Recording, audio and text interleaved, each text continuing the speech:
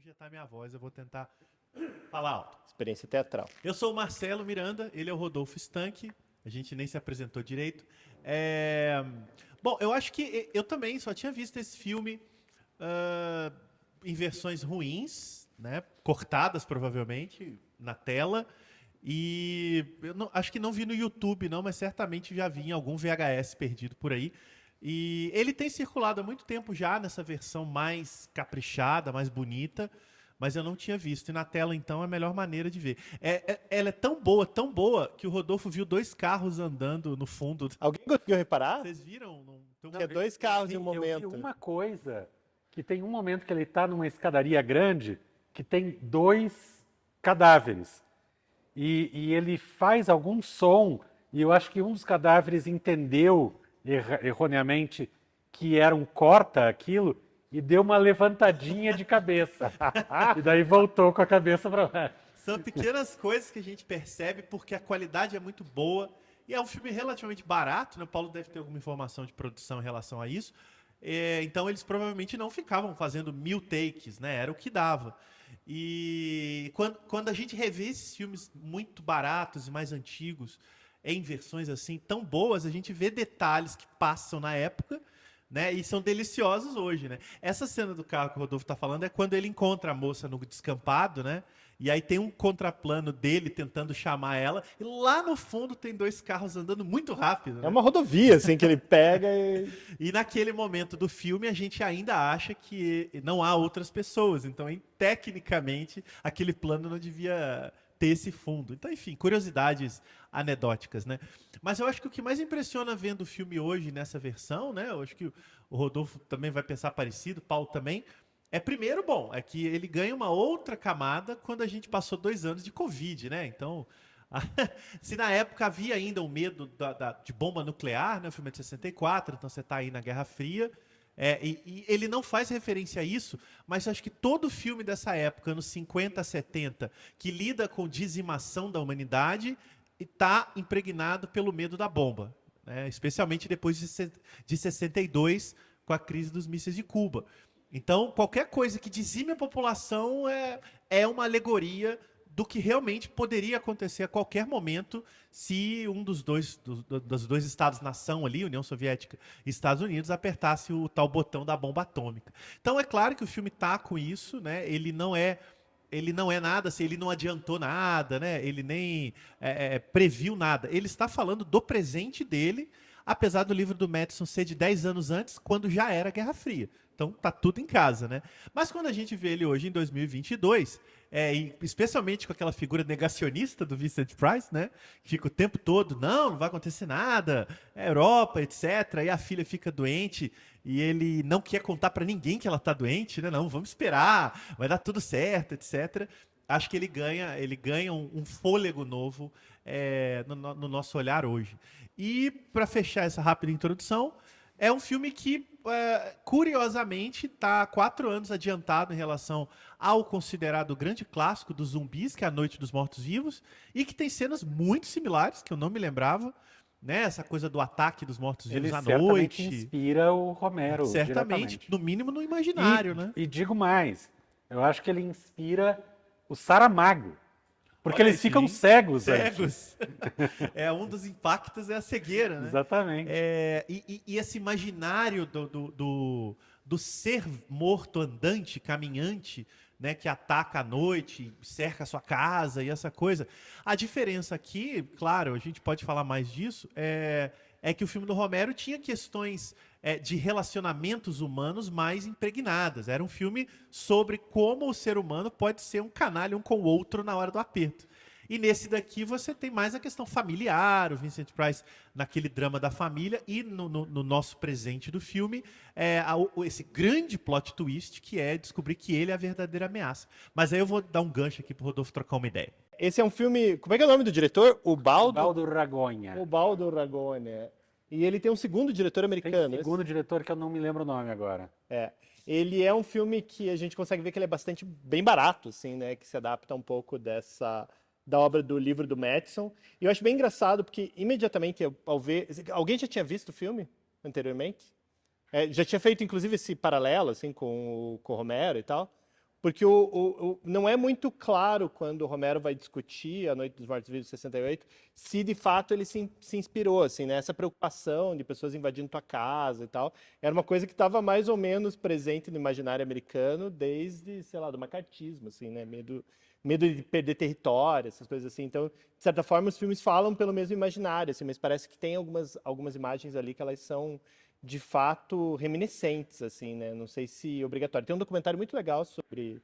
Falando do Romero agora, ao invés de falar do filme, né? Mas tem um documentário muito legal da Noite dos Mortos-Vivos, que ele se chama Birth of the Living Dead, que é o nascimento da Noite dos Mortos-Vivos e tal, em que, inclusive, eu acho que questionam isso e ele diz, olha, não necessariamente tem a ver e tal. E o Mortos que Matam é meio deixado de lado, assim, então é um elemento interessante para se pensar, assim, porque eu acho que é um diálogo muito claro entre os dois filmes. Inclusive porque quando Romero cria A Noite dos Mortos-Vivos, ele chama de Ghoul, né? Ele não está preocupado em dar o nome de zumbi, assim como essas figuras são chamadas de vampiro, mas não necessariamente evocam muito o vampirismo, assim. Para mim, a principal diferença entre os dois, eu não sei o quanto... Alguém é leitor de Richard Matheson aí, para valer?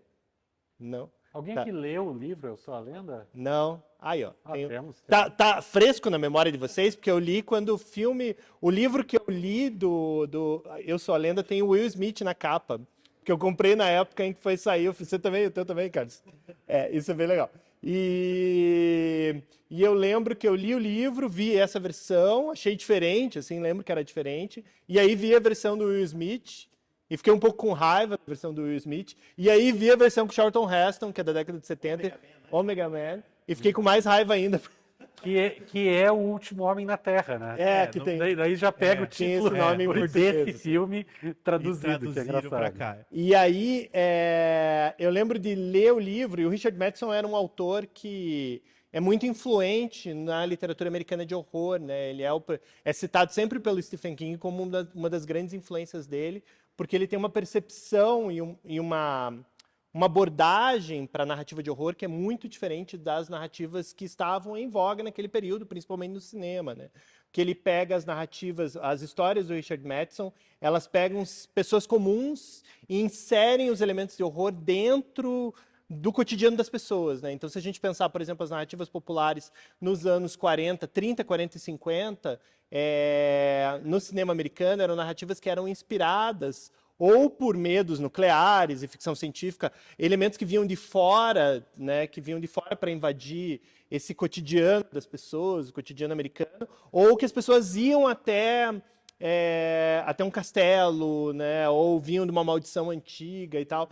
E o que o Richard Matheson faz, que é consolidado por todo um movimento de cinema mesmo, do qual o Romero faz parte, depois, que é chamado de New Horror, é trazer o horror para o cotidiano, né? Então, tua ameaça é a pessoa que está do teu lado, assim, que é sedimentado em um primeiro momento pelo filme Psicose, do Hitchcock, embora já existissem outros filmes que tratassem disso de cinema, mas o Hitchcock faz o seguinte, né? Ele vai para um hotel e a ameaça está no hotel. E o Richard Matheson falava um pouquinho sobre esse medo dessas pessoas que estão ao seu redor, assim, que é o mesmo medo, é o mesmo tipo de preocupação que o Romero faz, né? Então, o vampiro aqui é o melhor amigo do cara ali que inverteu a chave, se eu não me engano, isso é bem fiel à literatura do próprio Matheson. E não por acaso, o Richard Matheson é um dos principais autores a contribuir para o seriado Além da Imaginação, que é um seriado que tem um elemento narrativo bem próximo desse, né? Tem o twist no final, tem um elemento reflexivo quase existencial para você pensar para onde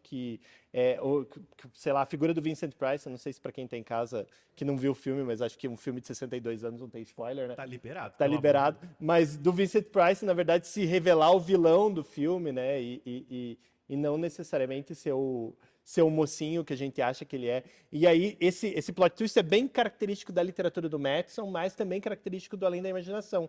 E eu acho que o Romero, aí voltando, ele vai olhar para esse comics, não necessariamente para Além da Imaginação, vai construir uma narrativa bem...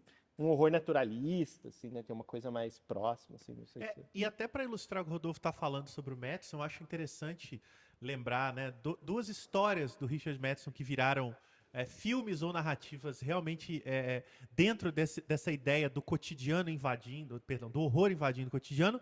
É o primeiro filme do Spielberg, né, O Encurralado, Que é baseado- Duel, que é baseado num conto dele, e a grande ameaça do filme é um caminhão, é um motorista de caminhão, mas que na verdade o monstro é o caminhão. É um conto, aliás, que eu li só recente, eu nunca tinha lido, li no ano passado, e é freneticamente delicioso e apavorante. E o filme do Spielberg é bem fiel a essa sensação de perigo que uma estrada pode te causar. E um outro que é uma obra-prima também literária, esse eu já tinha lido há muito tempo, já virou 3 versões audiovisuais, é o Pânico, aí vai depender da época, né? A não sei quantos mil pés de altura, né? Que virou um episódio do Além da Imaginação. Pesadelo, acho, nas alturas. Pesadelo a tantos mil, alguns mil pés de altura. Que já virou um episódio do Twilight Zone, né? Um famoso episódio com William Shatner. Depois virou um episódio de um filme que adaptava Twilight Zone para cinema, que é uma obra-prima, aliás, dirigida Que é o pelo John George Lithgow Miller. faz o- Quem faz? É o John Lithgow, não faz? John Lithgow, É, o e John é dirigido Lithgow. pelo George Miller, que é o icônico diretor do Mad Max. E depois, recentemente, ganhou uma terceira adaptação para essa nova cara do Twilight Zone, tá até no Amazon Prime, na primeira temporada, e aí já leva a história para um lado tecnológico, o cara ouve um podcast, é o perigo dos podcasts aí. Que é um filme que coloca o viajar de avião como um grande pânico do personagem. Ele vê um monstro na asa do avião e aquilo desencadeia uma série de situações. Então, né, não é à toa, é o autor mais citado pelo Stephen King quando perguntam nas referências dele. E a gente está falando, claro, muito do Richard Matheson, porque essa história dele é uma das mais famosas e é uma das menos, digamos assim, comuns, né? Porque ela lida com o mundo pós-apocalíptico, né? Não é exatamente uma situação usual que a gente se depara todo dia, pelo menos, né, até então. E só que aí ele vai trazer para dentro dessa situação inusual esse usual que o Rodolfo está falando. É o melhor amigo, que é o principal rival ali na questão dos mortos-vivos. Tem todo o drama da mulher e da filha. Vai ter essa questão de que ele vai se revelar um vilão quando ele encontra uma mulher, né? Então uma mulher que também sobrevivente. Então você tem essas situações limite, né, que coloca o personagem dentro desses pequenos dramas que ele precisa ir resolvendo. E o desfecho do filme, a gente até meio que cochichou ali, né, aqui na sala de A cinema, gente ficou conversando bastante, na Não. verdade. Espero não ter incomodado. provavelmente incomodado. É o quanto que esse embate dele na igreja, né, logo no santuário aí, né, é muito forte, muito politicamente poderoso, né, quando ele ainda continua negando a sua própria natureza. É um negacionista até o final, né, em que ele diz: não, vocês são mutantes, vocês são monstros, eu sou o último homem, e vai ser devidamente castigado, né, no altar, né, tem um simbolismo cristão até forte demais ali, né. Mas eu acho que nada é por acaso, e o filme está sim fazendo esse grande conto moral da trajetória desse último homem da Terra, né? Paulo, fale coisas para Não, nós. acho que vocês falaram já um monte de coisa. Não vou falar aqui já. Por que você escolheu esse filme aí, Paulo? Explica pra gente. Eu escolhi esse filme para não escolher A Noite dos Mortos-Vivos. Boa. Sério mesmo, porque Noite dos Mortos-Vivos todo mundo já conhece, já viu 200 vezes e se discute. E esse filme, ele talvez não seja tão lembrado quanto o filme do Romero, e ele tem várias qualidades interessantes. E eu, óbvio, que dei algumas risadas aqui silenciosas, pensando em isso que você falou, de como a religiosidade tem um ponto muito grande. Não à toa, é um diretor italiano, então a cultura católica vai ser muito forte. É numa E é igreja filmado católica, nos né? arredores de E é Roma. filmado, exatamente. E a cultura católica vai ser muito forte. E a cultura de comida, né? Que ele esfrega o alho na cara dela. Se não gosta, não é gente. Que é quase uma mama italiana dizendo: você não gosta de alho? Não, você não tem gente. Você é mutante. Desculpa, Que é isso? não dá.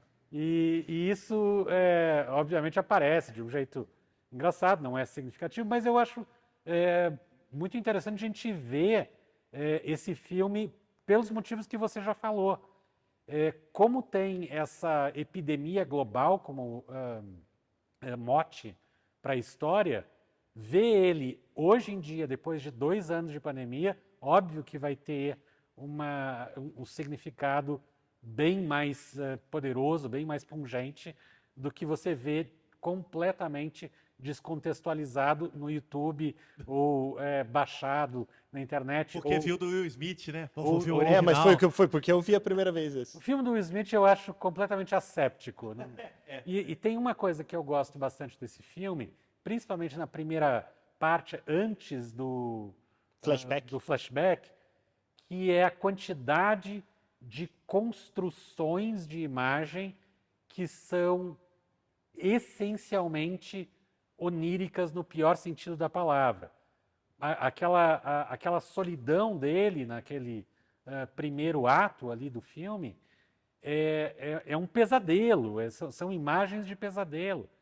Prêmio especial para aqueles primeiros cadáveres que estão do lado de fora, que o jeito que eles são moles e que ele tem que carregar para dentro, parece um corpo morto mesmo, dá um mal-estar em ver aquilo.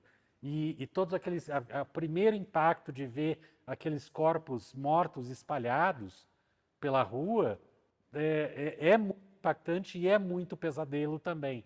Gosto demais desse. E é muito desse curioso, também cochichamos isso, falamos muito, né, Rodolfo? Muito.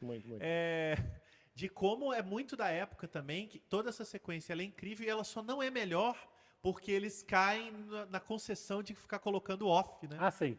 Que é uma concessão de época para filme popular e tal. Então, todas as vezes que você tem uma grande cena, entra ele recitando a cena igual programa de rádio, né? É que seria... Ops, esqueci o alho. Aí ele seria volta. 25 minutos de silêncio, assim, né? Sim, porque é só ele, né? Se fosse o Wall-E, né? No começo do Wall-E. Que são os tempos posteriores, né? Mas o Que filme do você Will bancaria Smith... um silêncio. Com certeza. O filme do Will Smith tem o silêncio, né? Tem, é maior. Na primeira meia hora, que é uma meia hora decente, assim, pela minha memória. eu Isso é verdade, essa é a parte boa. É. O problema é que os vampiros são... Não, e aí perde né? tudo, né? Esse senso, essa Exatamente. virada dele ser o vilão. Aí eu perco o filme completamente. Mas eu gostaria de ouvir da plateia. Alguém gostaria de fazer alguma colocação, provocação, xingamento, que filme chato, ou alguma coisa assim? Zé? Esse é o Oi, Carlos tudo bem? Macage. Meu nome é Carlos.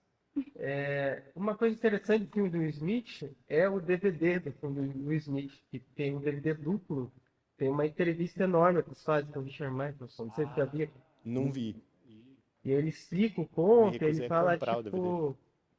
que antigamente era o Drácula lá na Transilvânia, lá na Romênia, não sei o quê. Então, e se todo mundo na Nova York fosse vampiro? E eu fosse o último cara? É bem essa coisa de trazer pro cotidiano que vocês falam, né? E eu achei interessante também, uma coisa que eu estava pensando agora, eu tinha lido o conto, eu tinha visto o Omega Man, o filme do Smith, nunca tinha visto essa versão. Você viu o da Asylum? Tem uma versão com o Mark da Casco, eu acho, que é de Não, 2007. dizem que tem várias adaptações, um dia eu descubro todas, né? Vou descobrir umas coisas. São 4. E essa coisa de eles tentarem cientificizar o vampirismo, né? Explicar o vampirismo, que não é uma coisa sobrenatural, né? Eles ficam olhando as células, eles olhando os bacilos, né? E tudo mais. E olha como é que é do vampiro, e olha como é das pessoas. É um cientista tentando ali desenvolver, tentar trazer para o campo científico, né? Carlos, e no livro isso também é bem presente, né? Isso é bem presente também. E curiosamente ele é imune porque ele foi mordido por um vampiro. Né? Que é Eu uma- não lembro disso, eu não sei se vocês têm no conta, eu não sei. Eu não lembro também. Não, pelo menos é o que ele fala ali. Não tive. Aliás, a gente não falou de como o Vincent Price, especialmente, tá bem nesse filme, né? Quer dizer, é um grande ator, É sempre sempre foi. bom ver o mas- Vincent Price perturbado. Mas desse caso que ele tá... Enquanto isso, Paulo, tem uma fala lá.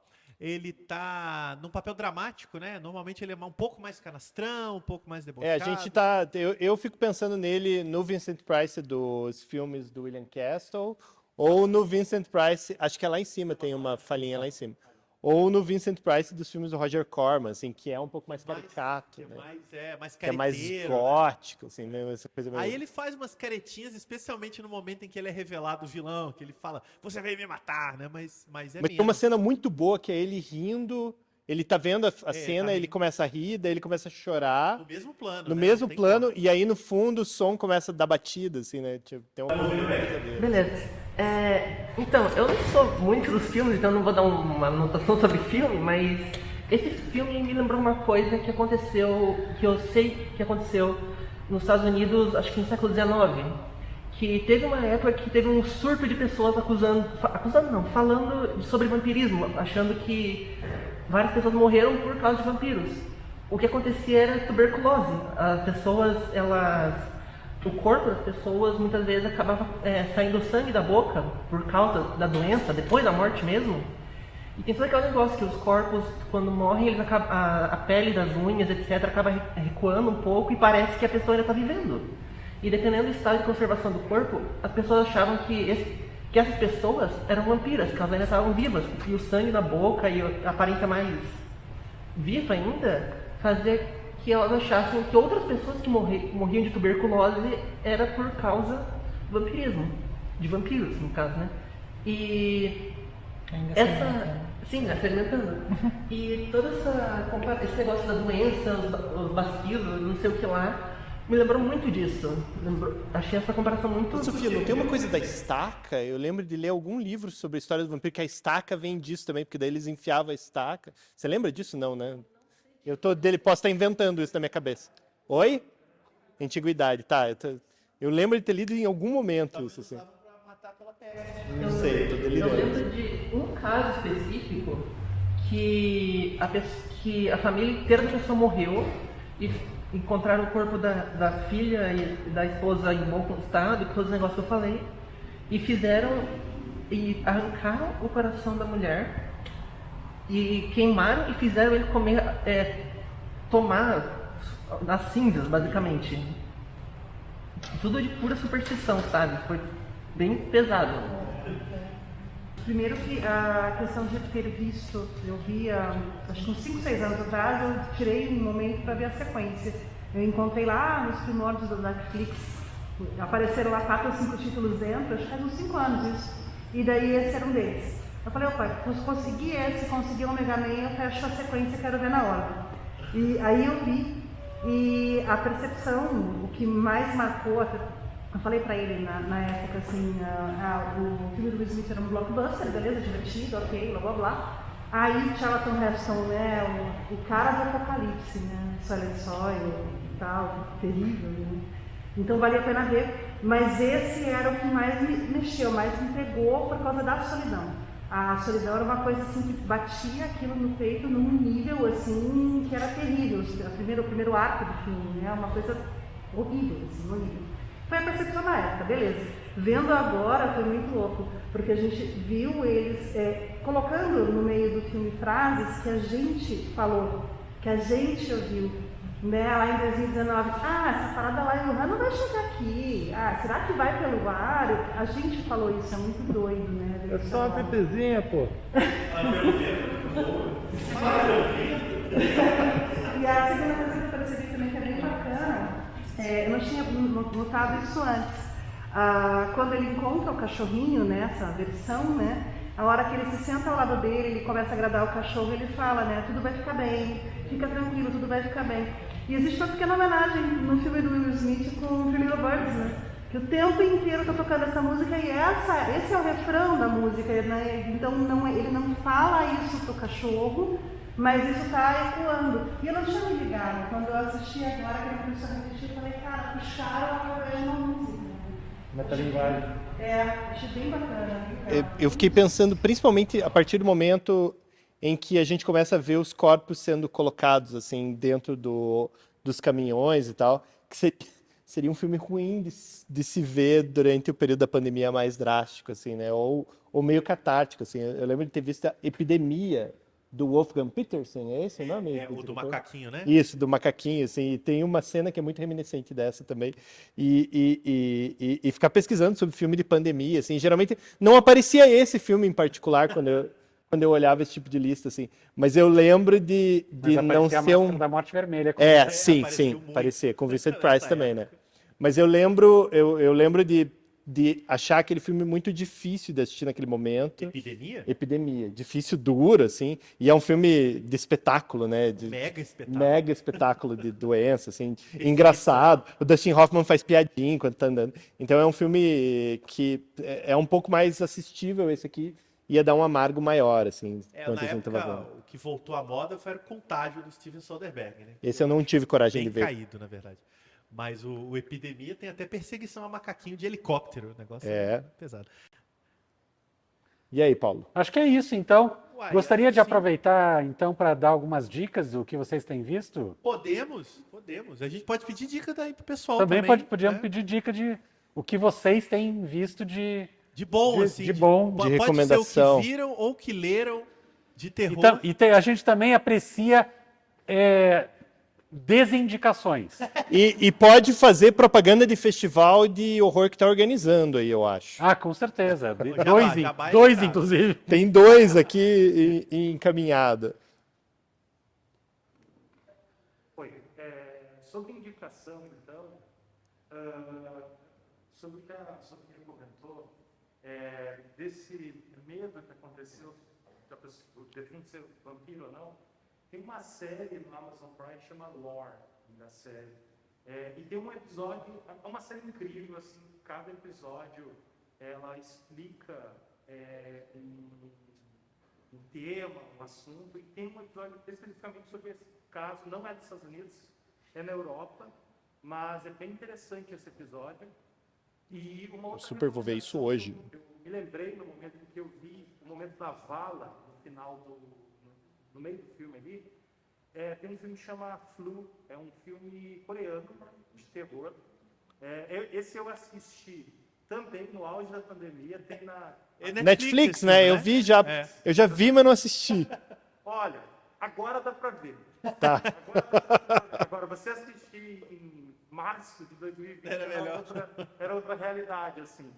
E aí fica a recomendação desse filme, porque é um filme coreano, é um filme sobre a gripe, sobre um surto de gripe, mas o comportamento da pessoa infectada pela gripe é muito parecido com um filme de zumbi, sabe? Tipo, você vê muitas relações, assim, é muito interessante como ele aborda o doente e a maneira como a infecção se espalha, muito parecido. E aí a gente tem essa atitude do governo de vamos lá, vamos queimar corpo, vamos ser autoritário, vamos controlar tudo.